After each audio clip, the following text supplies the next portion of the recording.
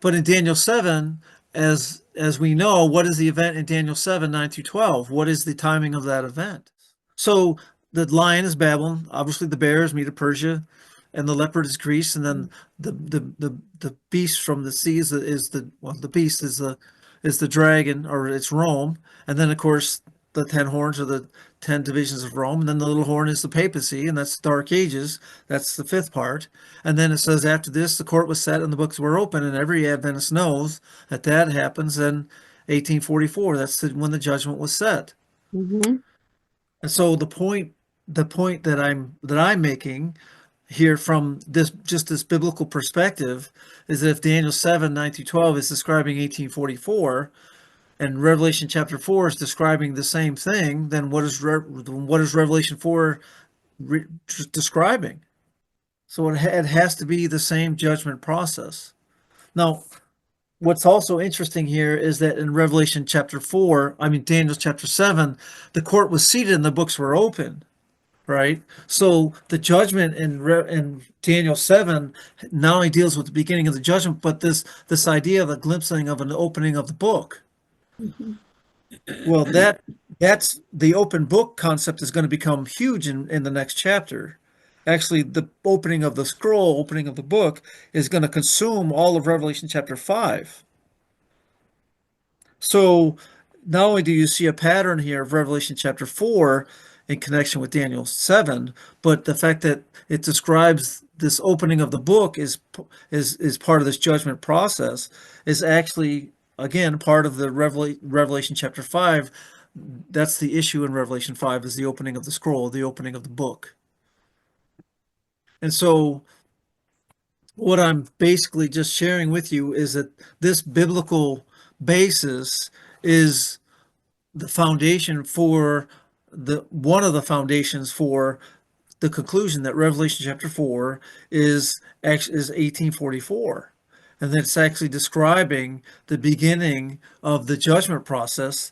And then of course Revelation 5 is going to carry this forward to the judgment of the living, and then this is what the book of Revelation is going to be describing.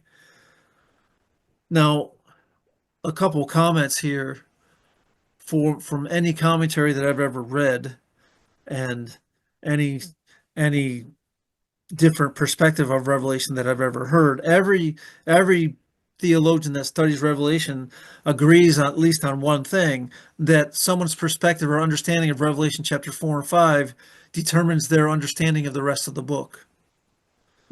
Everybody that studies Revelation agrees to that. They recognize that.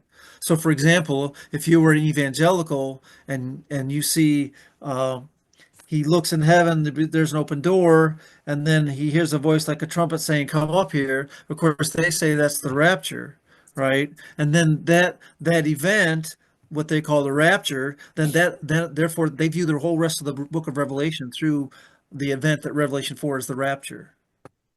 That's why they think that the time of trouble, tribulation, happens after the church is raptured away, because the seven churches happened Oh. before Revelation chapter 4.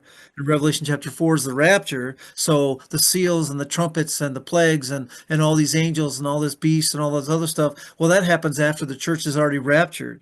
So that's their perspective of the book of Revelation. Of course, there's lots of reasons why that doesn't make any sense, but my point is I'm just using that as an example that someone's perspective of Revelation 4 and 5 actually determines the way they view the rest of the book. That's my point. As far as the beast, though, the the four, actually five beasts, where can that be found in Revelation 4? Well, how many beasts are on the throne in Revelation 4? Right, but aren't those heavenly beasts? Yes, but the point is they're still called beasts, and one is seen in the positive and one is seen in the negative, right? Uh-huh. And actually, what you have is you have four beasts. You have four beasts in Daniel chapter 7, right? Yep. Right. And then you have how many living creatures are in Revelation chapter 4? You have four. Four. Four. And the thing is that in Daniel chapter 7, the four beasts that come out of the sea are the four the I would say Satan's version of the four living creatures that surround the little horn, right? Because the little horn is the Antichrist power or the one exalting itself. So you have the four beasts surrounding this this this one calling themselves the king, the little horn. And then Revelation chapter 4, you have the four living creatures. They surround the throne as well, and there's a king on that throne. So you see a mirror imagery. Only one is set in the positive in terms of heaven. The other is set in terms of the negative, or someone claiming to be God, claiming to be the one on the throne. Mhm. So that's the parallel with the beasts that I see. Okay. So they're both describing a judgment process. By the way, the judgment process deals with the conflict between these two kingdoms, right?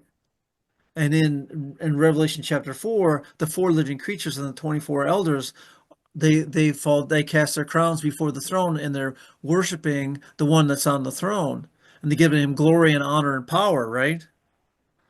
Well, it's the same ideas happening in the negative in terms of Daniel 7 with the beasts that come out of the sea. They're actually exalting they're exalting themselves, or they're exalting the little horn principle. And so it's the same idea. And of course, we know that the little horn is going to change times and laws. He's going to demand worship for himself. So you see the mirror, you see the positive, and then you see the negative. Does that make sense? It does. I mean, obviously, we don't see that the fourth, the fifth beast in that particular one that comes later, as far as the little horn and the three that get plucked up. We're not going to see all of it. It's not an exact mirror, but it's somewhat of a mirror. Well, but the thing is, there's no fifth beast in Daniel 7, right? The little horn is the fifth power, but the little horn is still on the fourth beast.